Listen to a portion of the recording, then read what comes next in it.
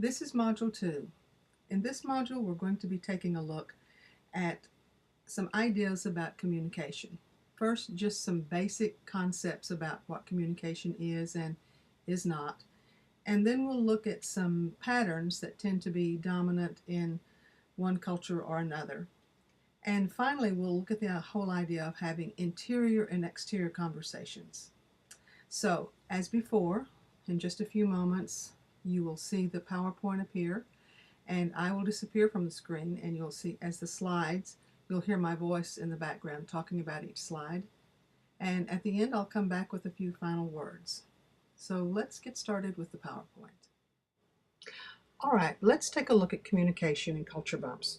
We know that we can have culture bumps with different behaviors or different unknown objects, but we can also have culture bumps with communication styles.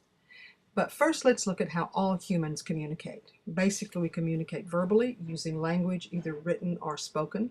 We also use something called paralanguage. Paralanguage has to do with things like how quickly or how slowly we speak, how loudly or how softly, how much silence we have, and where we have silence.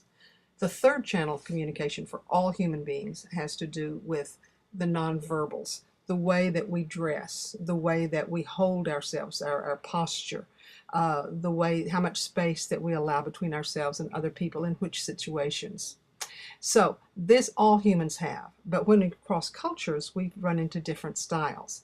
Now the different styles include things like monochronic and polychronic, which means speaking at taking turns or speaking one at a time, looping and non-looping. Looping style would be where we have more small talk at the beginning rather than getting directly to the point. High context and low context is how much you share with the culture around you, and of course how much silence there is.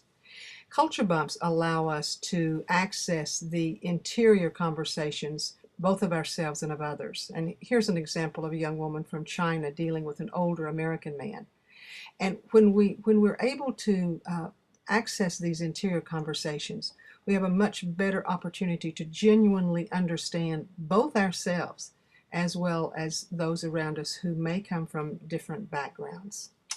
And it really is where we have human connection. So there you have it. Basic channels of communication, verbal, nonverbal, and paralanguage. But then we come to realize that communication is much more than simply the channels of communication or even styles of communication. Some would say that our entire life is a communication. And the more conscious and aware we are of what is feeding our internal conversations with ourselves and with one another, the richer and more meaningful our lives can become. Until the next time.